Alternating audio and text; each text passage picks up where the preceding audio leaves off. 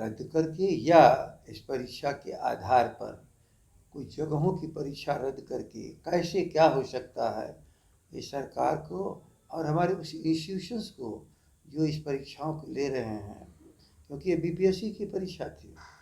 राज्य की अंतर प्रशासनिक व्यवस्था संभालने वाले सबसे बड़े तंत्र का यहाँ से चयन होता है, और उस चयन में कोई गलती होगी तो वही लोग कष्टदायक जीवन में बन जाते हैं, जनता के लोग। तो सरकार इस पर निर्णय करेगी, लोगों को विश्वास करना चाहिए कि सरकार अनुचित निर्णय करेगी। नमस्कार, न्यूज़ फॉर नेशन देख रहे हैं और मैं हूं आपके साथ रंजन सिंह।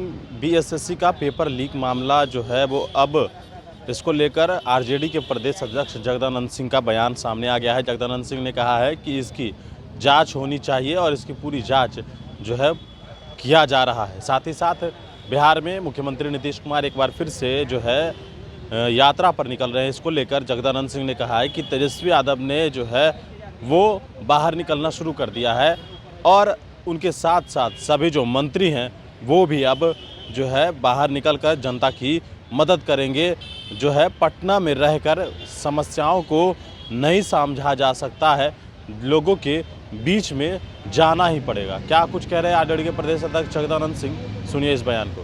परीक्षा को रद्द कर देनी चाहिए क्योंकि कभी नहीं भाई, देखिए, अब ये पेपर आउट होने के बाद कितना प्रभाव पड़ा है, कितना समय पहले आउट हुआ है, कितनी दूरी तक इसका प्रभाव पड़ा है, अब उसके हिसाब से सरकार को निर्णय करना है। अब परीक्षा रद्द करके या इस परीक्षा के आधार पर कुछ जगहों की परीक्षा रद्द करके कैसे क्या हो सकता है, ये सरकार को और हमारे उस इंस्टीट्यूशंस को जो इस परीक्षाओं को ले रहे हैं, क्योंकि ये बीपीएससी की परीक्षा थी। राज्य की अंतर प्रशासनिक व्यवस्था संभालने वाले सबसे बड़े तंत्र का यहाँ से चयन होता है, और उस चयन में कोई गलती होगी तो वही लोग कष्टदायक जीवन में बन जाते हैं, जनता के लोग। तो सरकार इस पर निर्णय करेगी, लोगों को विश्वास करना चाहिए कि सरकार अनुचित निर्णय कभी नहीं करती है। मुख्यमंत्री जी का ठंडे के बाद जो है वो आवश्यक है, क्योंकि पटना में आ करके अपनी दुख को सुनाना सबके लिए संभव नहीं है, और मंत्रीगण, मुख्यमंत्री, उप मुख्यमंत्री लोगों के बीच में जान की समस्याओं को देखें, और समस्याओं की चर्चा करने से समस्याओं पर उतना ध्यान नहीं जाता जितना समस्याओं से आप रूबरू होंगे अपने स्थानीय तौर पर और उसके हल के बारे में आप चिंतन कर पाएंगे, वो संभव अपने दफ्तरों कार्यालयों में नहीं होता है। और इस ठंडक में तो तेजस्वी जी ने इसकी शुरुआत कर ही दी। ऐसे ठंडे रात में, अंधियारे में, फुटपाथों पर गुजारा करने वालों के बीच में उनका खड़ा होना एक संदेश देता है कि गरीब और कमज़ोरों के लिए भी ये सरकार संवेदनशील है। और ऐसे समय में, लंबी समय से हम लोग जानते हैं कि परंपरा है कि ज़िले के जो हमारे कलेक्टर्स होते हैं, डीसी होते हैं, उनके मार्फत भी ऐसे अनाथ लोगों को, असहाय लोगों को, बुजुर्गों को, विधवाओं को, जिनके घर नहीं हैं, फुटपाथों पे रहते हैं, दो काम होते हैं। जगह जगह उन्हें गर्मी मिल सके इसके लिए लकड़ी, अलाव जलाए जाते हैं, और कहीं गुजारा कर सकें रात भर, इसलिए उनको कंबल इत्यादि गर्म कपड़े भी उनको दिए जाते हैं। तो ये है, अब इस यात्रा में, इस ठंडी के समय में इस समस्या को भी मुख्यमंत्री जी देखेंगे, और अन्य भी जो समस्याएं होंगी उनको भी देखेंगे, हल निकालेंगे। मुख्यमंत्री जी का ठंडे के बाद जो है वो आवश्यक है, क्योंकि पटना में आ करके अपनी दुख को सुनाना सबके लिए संभव नहीं है, और मंत्रीगण, मुख्यमंत्री, उप मुख्यमंत्री लोगों के बीच में जान की समस्याओं को देखें, और समस्याओं की चर्चा करने से समस्याओं पर उतना ध्यान नहीं जाता जितना समस्याओं से आप रूबरू होंगे अपने स्थानीय तौर पर और उसके हल के बारे में आप चिंतन कर पाएंगे वो संभव अपने दफ्तरों कार्यालयों में नहीं होता है। और इस ठंडक में तो तेजस्वी जी ने इसकी शुरुआत कर ही दी। ऐसे ठंडे रात में अंधियारे में फुटपाथों पर गुजारा करने वालों के बीच में उनका खड़ा होना एक संदेश देता है कि गरीब और कमज़ोरों के लिए भी ये सरकार संवेदनशील है।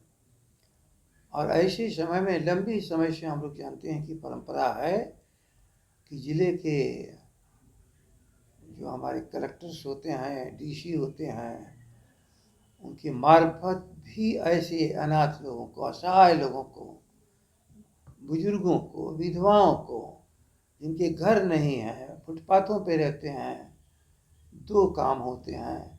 जगह जगह उन्हें गर्मी मिल सके इसके लिए लकड़ी अलाव जलाए जाते हैं और कहीं गुजारा कर सकें रात भर, इसलिए उनको कंबल इत्यादि गर्म कपड़े भी उनको दिए जाते हैं। तो ये है। अब इस यात्रा में इस ठंडी के समय में इस समस्या को भी मुख्यमंत्री जी देखेंगे और अन्य भी जो समस्याएं होंगी उनको भी देखेंगे, हल निकालेंगे।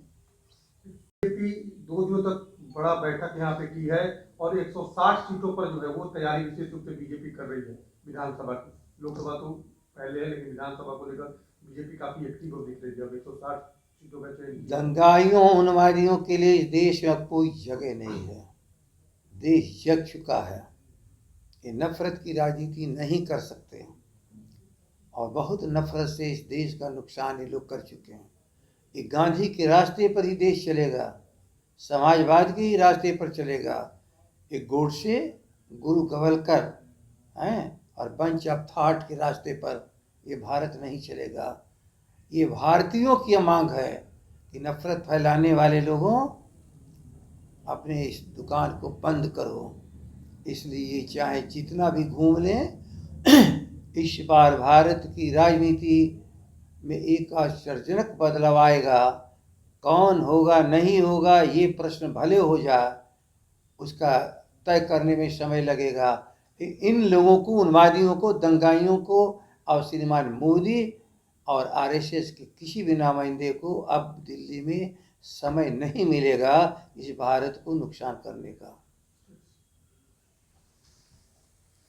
लगातार एग्जाम के जो है क्वेश्चन आउट हो रहे हैं, या बिहार के लिए थोड़ी सी शर्म की बात है। लगातार जो है गलत इमेज जा रहा है देश विदेश में कि भैया जब भी एग्जाम होते हैं तो उसके क्वेश्चन आउट हो जाते हैं। बीपीएससी हो, कल बीएसएससी का एग्जाम हुआ, उसका भी क्वेश्चन आउट हो गया।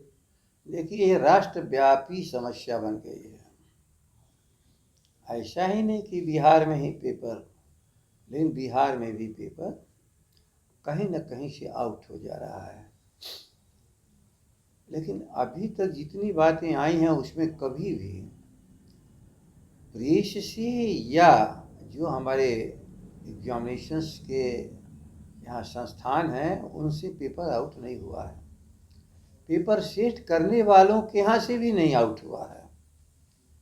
लेकिन 6 लाख, 5 लाख, 4 लाख विद्यार्थी जब बैठते हैं तो सैकड़ों हजारों की संख्या में इसके सेंटर बनते हैं। और अब तक की जो हम लोग की जानकारी है कि सरकार प्रिकॉशंस लेती है, ये बैंकों के माध्यम से, ट्रेजरी के माध्यम से ये सारे पेपर जमा रहते हैं जहाँ से डिस्ट्रीब्यूट होते हैं। लेकिन अब कुछ लोग हैं जो इसी काम में लगे हैं, यहाँ भी प्रदेश से बाहर भी जा कर के इन कामों को कर करके पूरी जो हमारी एग्जामिनेशन प्रणाली है उसको पोल्यूट कर देता है। और लाखों विद्यार्थियों का जीवन और मेहनत, परिश्रम शंका का विषय ही बनता नहीं है। साल, 2 साल, 3 साल, 4 साल फिर विलम्ब हो जाता है। तो जो हमारे मेरिटोरियस विद्यार्थी हैं, जो अपनी प्रतिभा के बल पर सरकार के पदों पर बैठ करके जनता की सेवा कर सकते हैं, वो वंचित हो जाते हैं। और इसी में कुछ ऐसे तो किया जाते होंगे इस सब माध्यमों से जो पेपर आउट हो रहा है, पकड़ में आ जा रहा है तो परीक्षा कैंसिल हो जा रहा है। फिर भी इसमें सबको मिल के दिमाग लगाना पड़ेगा कि हमारी प्रतिभा जो इस राज्य की है उसे वंचित करने वाले कौन लोग हैं।